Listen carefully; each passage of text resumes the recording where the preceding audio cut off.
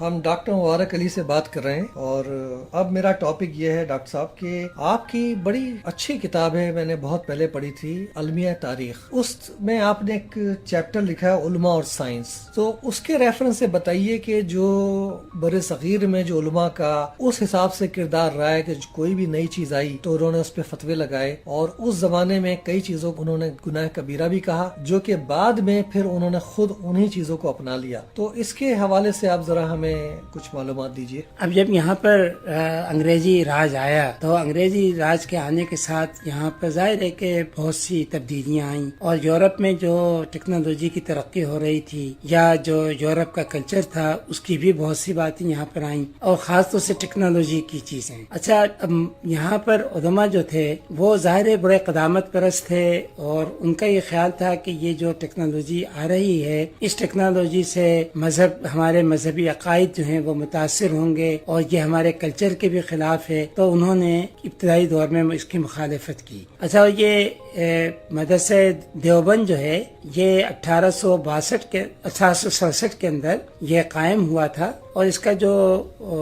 اہم شعبہ تھا وہ دارالافتاء تھا، یعنی جہاں سے کہ فتوے دیے جاتے تھے، چونکہ لوگوں کے بہت سے سماجی، سیاسی، معاشی مسائل ہوتے تھے جو وہ مذہب کی روشنی میں حل کرنا چاہتے تھے، تو وہ فتوے پوچھا کرتے تھے، اور پھر ان فتاوی کی کتاب جو ہے یہ آخر کے اندر سال کے آخر میں شائع بھی ہوا کرتی تھی۔ تو اگر ہم دیوبند کے شائع ہونے والے ان فتاوی کی کتابوں کو دیکھیں تو ہمیں نظر آئے گا کہ ٹیکنالوجی کے بارے میں اور یورپ کے کلچر کے بارے میں ان کے کیا خیالات تھے۔ اب مثلا جب لاؤڈ اسپیکر آیا تو یہاں پر جو مذہبی علماء تھے انہوں نے اس کی مخالفت کی۔ انہوں نے کہا کہ یہ لاؤڈ اسپیکر جو ہے یہ شیطان کی آواز ہے، اور اس کو بالکل یعنی اذان دینے میں یا مذہب کے واعظ کہنے میں اس کو بالکل استعمال نہیں کرنا چاہیے۔ سخت مخالفت انہوں نے کی۔ اسی طریقے سے جب کیمرہ آیا اور تصویریں کا مسئلہ ہوا تو انہوں نے اس کی بھی مخالفت کی، کہا کہ یہ تصویریں بالکل ناجائز ہیں، کیونکہ یہ بھی ایک طرح سے قدرت کے یا اس کے خلاف ہے کہ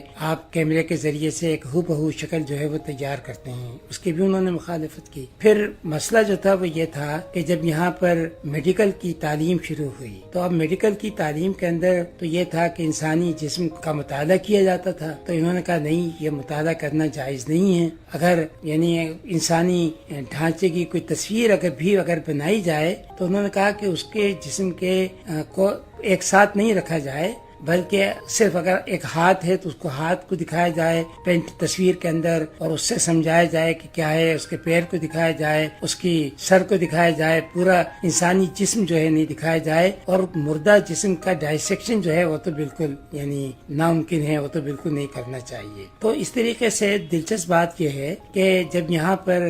پہلے بیکری شروع ہوئی اور بسکٹس اور کیک جو ہیں وہ شروع ہوئے، تو علماء نے کہا کہ نہیں، بسکٹس اور کیک جو ہیں یہ بھی نہیں کھانے چاہیے، کیونکہ یہ ہمارے کلچر کے مخالف ہیں اور یہ یورپ سے مطلب کہ آئے ہیں، اس کی بھی انہوں نے مخالفت کی۔ پھر جو ایلوپیتھی کی دوائیں آئیں تو ان دواؤں کی مخالفت بھی کی کہ یہ دوائیں جو ہیں ان کو بھی ہمیں استعمال نہیں کرنا چاہیے۔ اچھا، آگے چل کر جب ٹائپ رائٹر ایجاد ہوا تو انہوں نے ٹائپ رائٹر کی بھی مخالفت کی۔ جب ریلوے شروع ہوئی تو انہوں نے ریلوے کی بھی مخالفت کی۔ تو یہ تھا کہ جتنی بھی مطلب کہ ٹیکنالوجی اور یہ سب آ رہی تھیں، مطلب کہ یہ اس کے حامی نہیں تھے۔ ہاسپٹل کا جب یہاں پر سلسلہ شروع ہوا تو اب ظاہر اسپتالوں میں وارڈ ہوتے تھے، اور وارڈ کے اندر تو یعنی سارے مریض جو ہیں ایک ہی وارڈ کے اندر اس زمانے میں ہوا کرتے تھے، تو انہوں نے ایسے اسپتالوں کے قیام کی بھی مخالفت کی۔ اگر آپ کو دیکھنا ہو تو ایک تو ان فتووں کو دیکھیے جن میں یہ تمام چیزیں، پھر اکبر الہ آبادی کا کلام آپ پڑھ لیجیے، چونکہ وہ خود بہت قدامت پرست ہے، تو بلکہ انہوں نے نئے جو تعلیمی ادارے قائم ہو رہے تھے اس کی مخالفت بھی کی کہ یہ تعلیمی ادارے جو ہیں ہمارے کلچر کو خراب کریں گے۔ اور عورتوں کے سلسلے میں تو خیر بہت زیادہ ان کا تھا کہ ان کو تو بالکل تعلیم نہیں دینی چاہیے، اور جس کا اظہار جو ہے خاص طور سے مولانا اشرف علی تھانوی کی کتاب بہشتی زیور میں ہوتا ہے، جس میں وہ عورتوں کی تعلیم کی قطعی مخالفت کرتے ہیں۔ تو اصل یہ تھا کہ برطانوی دور حکومت میں جو ٹیکنالوجیکل یا سائنٹیفک یا سماجی یا مطلب کس کو ہم کہیں ثقافتی چیزیں آ رہی تھیں یا ایجاداتیں آ رہی تھیں، اس کی علماء کی جانب سے سخت مخالفت کی گئی. لیکن پھر ہم یہ بھی دیکھتے ہیں کہ وقت کے ساتھ ساتھ ان کی اہمیت کا احساس جو ہے وہ بھی ہوتا چلا گیا، اور وہ ساری چیزیں جن کی انہوں نے ممانعت کی تھی یا جن کے خلاف انہوں نے فتوے دیے تھے، ایک ایک کر کے ان ساری چیزوں کو انہوں نے خود نے اختیار کر لیا، اور آج سب سے زیادہ استعمال اس کا یہی لوگ کر رہے ہیں. ڈاکٹر صاحب، آپ نے فوٹوگرافی کا ذکر کیا ہے کہ وہ چاہے ہاتھ سے بنی ہوئی تصویر ہو یا کیمرے سے کھینچی جائے، غالباً آپ کنفرم کریں کہ وہ گناہ کبیرہ میں آتی تھی. اور اسی طرح جب ٹی وی آیا ہے تو ٹی وی پہ آنا یا تھیٹر کو دیکھنا یا اس کا بنانا یا اس میں کام کرنا، یہ بھی غالباً جہاں تک مجھے یاد پڑتا ہے، آپ کی کتاب میں نے پڑھا کہ یہ گناہ کبیرہ میں آتا تھا. تو یہ کیا یعنی یہ حقیقت ہے کہ ایسے ہی تھا؟ ہاں دیکھیں، ایک تو جب ریڈیو آیا ہے تو ریڈیو کی انہوں نے مخالفت کی. انہوں نے کہا کہ ریڈیو میں جہاں ایک طرف اگر ہم کوئی مذہب کی تبلیغ کرتے ہیں تو وہاں گانے بھی ہوتے ہیں، تو انہوں نے کہا ایک ہی چیز میں جہاں یہ دونوں باتیں ہوں متضاد قسم کی، تو ایسی چیز کو استعمال نہیں کرنا چاہیے. تو اس لیے انہوں نے ٹی وی کی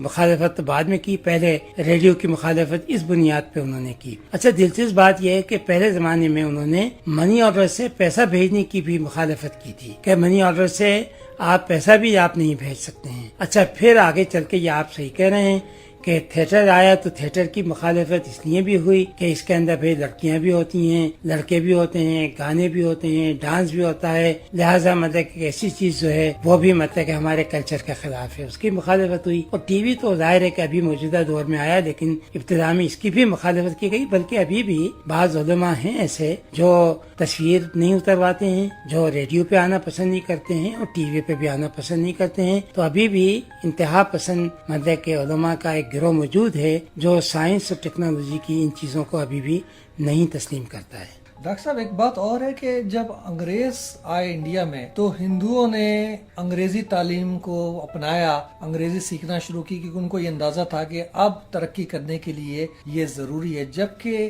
مسلمان اپنے علماء کے پاس پہنچے اور انہوں نے ان سے یہ فتویٰ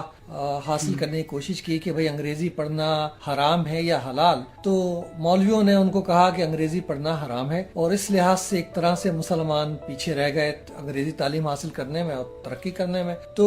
یہ کیا ایک بات ہے کہ ہندو جو ہے وہ اپنے مذہبی لیڈروں کے پاس نہیں گئے، لیکن مسلمانوں نے جا کے اور اپنے مولویوں سے فتویٰ حاصل کیا؟ ہاں دیکھیں، ہندوؤں کے اندر یعنی اس قسم کا کوئی وہ نہیں تھا کہ اپنے تمام سماجی، سیاسی، معاشی یا سائنسی معاملات میں پنڈتوں سے فتوے لیں یا مشورہ کریں یا ان سے پوچھیں کہ یہ حلال ہے یا حرام. تو انہوں نے آسانی کے ساتھ مطلب کہ جو نئی تبدیلیاں آ رہی تھیں انہوں نے ان کو قبول کر لیا. اچھا، مسلمانوں میں بھی یہ ہوا کہ یعنی ہر چیز کا فتویٰ لینا، نا جو بھی نئی چیز ہو، نئی بات ہو، اور وہ فتویٰ لینے کے لیے ظاہر علماء کے پاس جاتے ہیں، جو آج بھی جاتے ہیں. مطلب کہ آج بھی بہت سے مسائل ہیں کہ ڈی این اے کے تحت یعنی جو ثابت کچھ کرنا ہو، مثلا ریپ کیس میں اگر ثابت کرنا ہو تو اب یہ ہے کہ نہیں کرنا چاہیے، حالانکہ سائنسی طور کے اوپر بالکل ایک طرح سے وہ چیز ثابت ہو جاتی ہے. یا ٹیسٹ بیبیز ہیں یا مطلب کہ اور بھی استعمال ہے، تو آج بھی مطلب کہ علماء فوراً ان کے سلسلے میں فتوے دے دیتے ہیں کہ یہ چیزیں جو ہیں مذہب کے خلاف ہیں. تو پہلے بھی یہ ان کا رجحان تھا. تو انگریزی کے بارے میں بھی یہ ہے کہ شاہ عبد العزیز کے بارے میں ہے کہ انہوں نے جو شاہ ولی اللہ کے صاحبزادے تھے انہوں نے تو کہا تھا کہ انگریزی پڑھ لینی چاہیے، لیکن اکثریت علماء کی وہ تھی جنہوں نے انگریزی تعلیم کی مخالفت کی. اچھا، نہ صرف انگریزی تعلیم کی مخالفت کی تھی بلکہ انگریزی لباس کی بھی مخالفت کی تھی کہ انگریزوں کی طرح کا لباس بھی نہیں پہننا چاہیے، انگریزوں کی طرح کے بال جو ہیں وہ بھی نہیں کٹوانا چاہیے، کہ یہ تشبیہ ہو جاتی ہے یعنی کافروں کے ساتھ، کہ آپ کافروں کی نقل کر رہے ہیں، تقلید کر رہے ہیں، تو اپنی اسلامی شناخت آپ کی ختم ہو جاتی ہے. تو مسلمانوں کے ساتھ یہ المیہ رہا ہے کہ وہ حالات کے تحت یہ نہیں دیکھتے کہ یہ چیز جو ہے ان کے لیے مفید ہے یا نہیں ہے. وہ علماء سے فتویٰ لیتے ہیں اور علماء جو ہیں ان کو جدید حالات سے واقفیت نہیں ہوتی ہے. وہ مذہبی علوم کے اندر ضرور ماہر ہوں گے، لیکن جدید سائنس، جدید ٹیکنالوجی، جدید سماجی علوم، جدید نظریات، اس سے ان کو کوئی واقفیت نہیں ہوتی ہے. لہذا نتیجہ اس کا جو ہے وہ یہ ہے کہ